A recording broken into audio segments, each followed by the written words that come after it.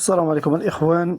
شوفوا معايا هاد السيد هذا على فكرة طاحت عليه باش يبني داك السور ديال الحجر. ها نتوما كيسس في الحجر، داير لهم دوك جوج شانديرات من الجناب، وماشي جوج، داير تما بزاف الشاندير، جاب السور كامل تقريبا هكاك، غير كيقرب الفوق تيزيد الشاندير باش كيسس في داك الحجر يجي ميزان مسطر.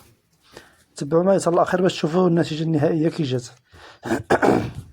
الصراحة الفكرة اللي دار زويونة، غير هي كون دار بواحد بداك الحجر الكبير غادي طيح زوينة ويكون صحيح. فاش يحيد داك الخشب غادي يكون داكشي صحيح، ما يطيح ما والو. دابا هدايا فاش يحيد داك الخشب غادي يبان زوين اييه، ولكن الا طاح، الا طلعت عليه شي معزة ولا شي حاجة غادي يطيح، غادي يتكركب كامل، ولا الشا غير طيح عليه الشا غادي يمشي. ولكن الصراحة الديكور ديالو ناضي. شوف كي جا داكشي انيق مستاف ناضي. كون يضربلو شي رشة ديال، كون خوي عليه شوية البغلي في الوسط باش يشد راسو مزيان. دابا هكا مع المدة دغيا غادي يمشي، غير الريح ولا شي حاجة راه غادي يطيح.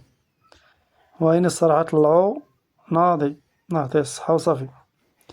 ها انت شوف كي جا ميزان مسطر. عيني شحال ديال الخدمة فيه هداك ولا، ها تمارة ديال الخدمة باش بناو داك السور. داكشي يا سلام. الإخوان ما تنساوش معكم متابعة وشي جيم وشي كومونتير، تهلاو.